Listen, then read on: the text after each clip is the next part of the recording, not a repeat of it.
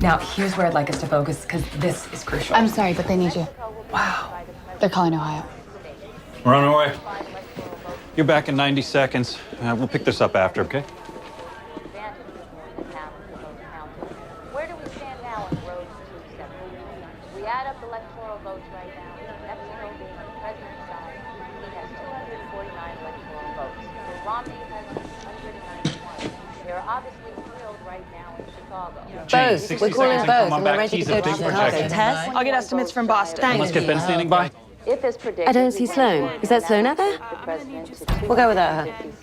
Throw in Nevada another. We're calling it. Get in the studio. Go blue, and that takes the president to 262. At that point, he has a lot of different roads to 270. Colorado, Florida, Ohio, and Virginia in that scenario. Any one of those states would throw the president over the top. Getting Mitt Romney to 270 at this point seems very, very difficult.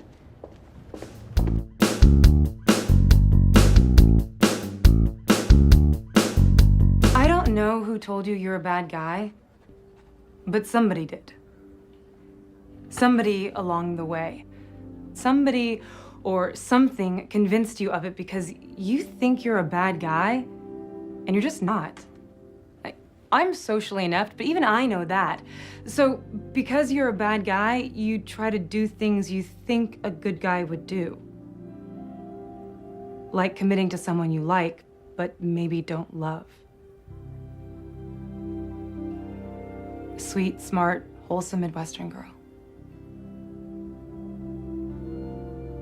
I could be wrong. I almost always am.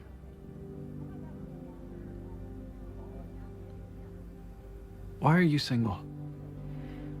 A lot of men are intimidated by my intelligence. No, seriously. Because you never asked me out. Caught you off guard, didn't I?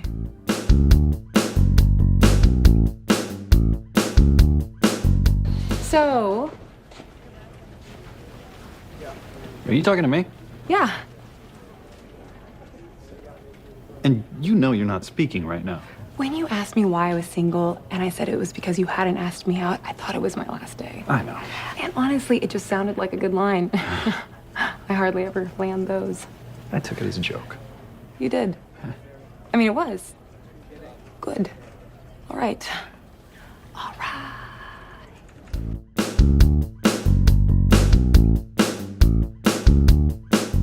Good afternoon.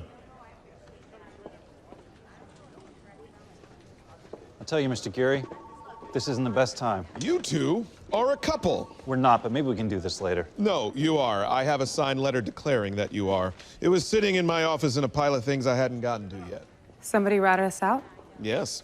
Nobody around here would drop a dime. You're blowing smoke. Who cheesed? Okay, Muggsy. You did. Huh? You did. Which one of us are you talking to? I think you know. What's he talking about? Sloan wrote a letter to HR declaring the two of you a couple. Yeah, it was after you made $125 on the Chipotle trade I tipped you off to. We spent the last 2 weeks trying to conceal from this man that we're dating, and the whole time you knew you'd send him a letter saying we were dating? Mm-hmm. Why? Well, obviously, I was hoping he'd never find out. Well, you knew he was going to read the letter eventually. Eventually is a wonderful time of day.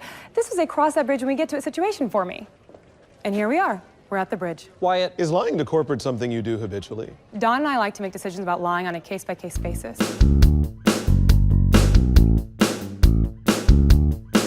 So your boss could ask him if he watches 24. This is one of the people who caused the crash and is freely roaming the countryside. Sloan, you came down here and insulted my anchor and demanded to know why we didn't prepare a better interview. Let me add this to the conversation. For 2 years, I've been listening to people like you say they can't believe no one's been prosecuted for these Wall Street crimes, and after 2 years, I'm still fuzzy on what crime was committed and who should be prosecuted for it. You're a financial news reporter who gets to spend an hour on one subject, and I'm at least an average consumer of news, and you have failed to get me to understand what you've called the most important story of the last 10 years.